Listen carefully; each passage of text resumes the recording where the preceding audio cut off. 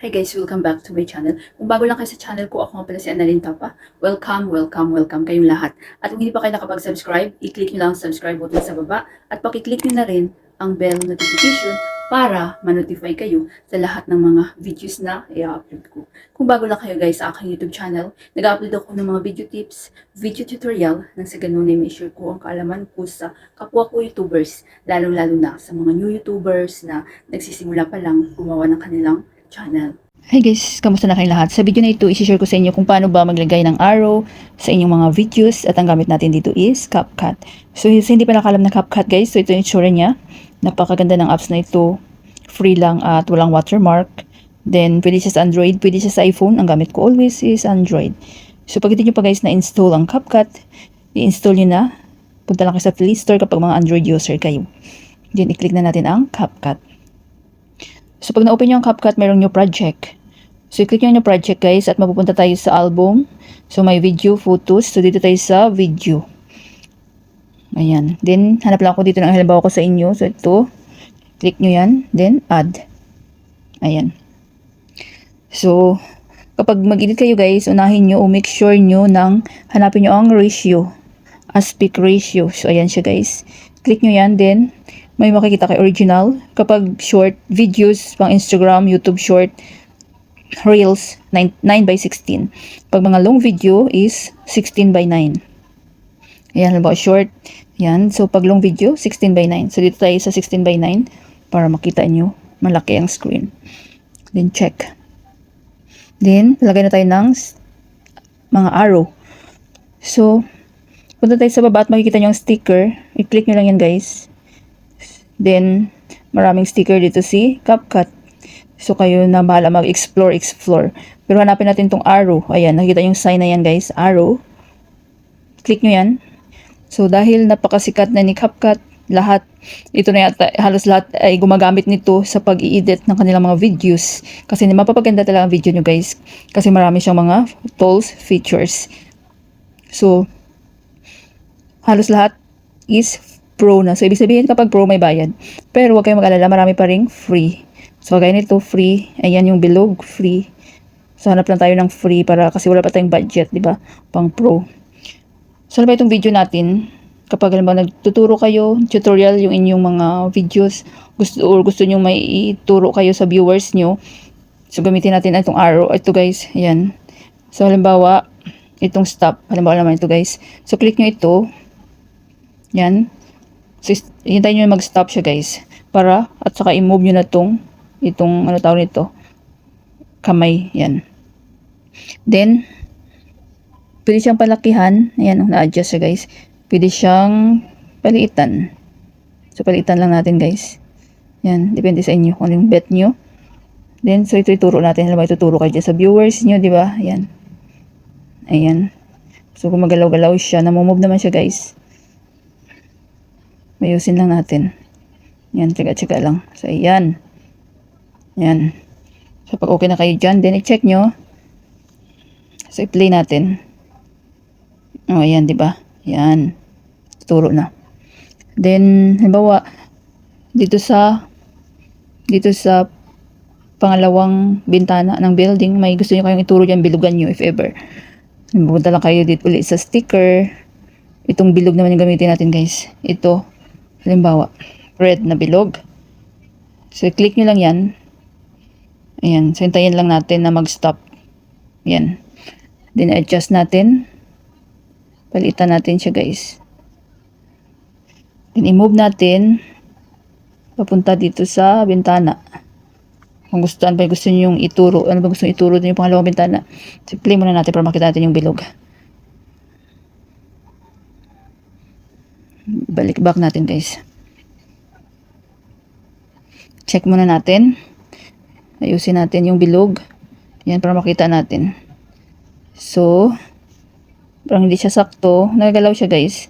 Sakto natin siya dun sa pangalawang bintana. Ayan. Palitan pa natin. Yan. Yan.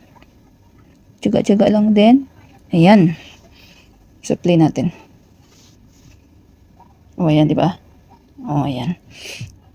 Then, marami pa naman dito, guys, na free lang. Balik tayo. Sticker. So, saan pa nga ba? Halimbawa ito. Halimbawa naman ito guys. Hanap pa tayo dito ng iba. So, itong arrow, itong malaking arrow. So, click natin yan. So, hintayin lang natin lagi na. Mag-stop muna bago natin i-move. Para masakto natin kung saan ba yung turo natin, saan natin gamitin yung arrow or yung circle. So, pwede siyang palitan natin sa konti. Ayan. Sabi ba may tuturo kayo dyan. Ayan. Baka may tumatakbong daga or what. Mayroong gold. Diba? So, check. Then, wait lang guys. Play na natin. O, ayan, diba?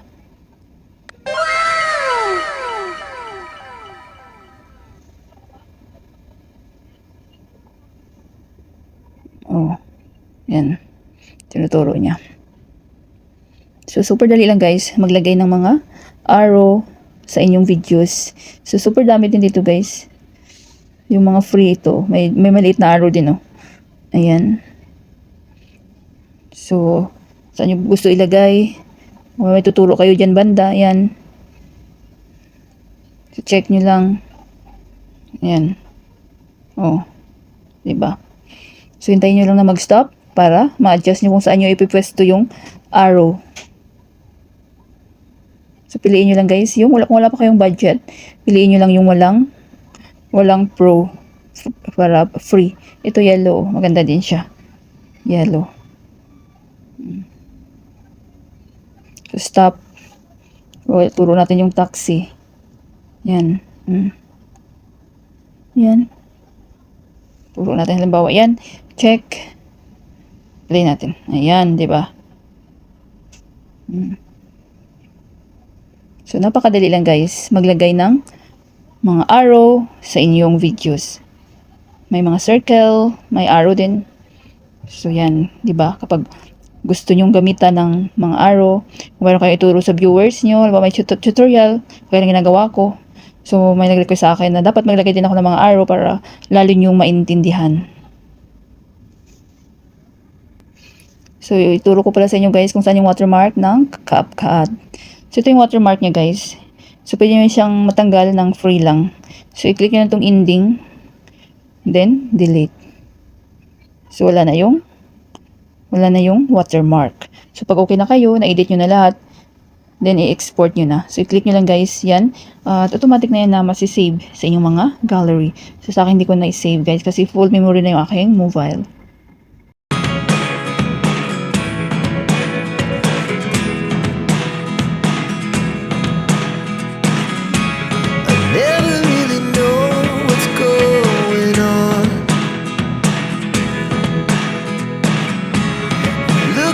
Sometimes like all you want to do is run. Hear me out, hear me out. It's all the things you never show. There are the things I want to know. Secrets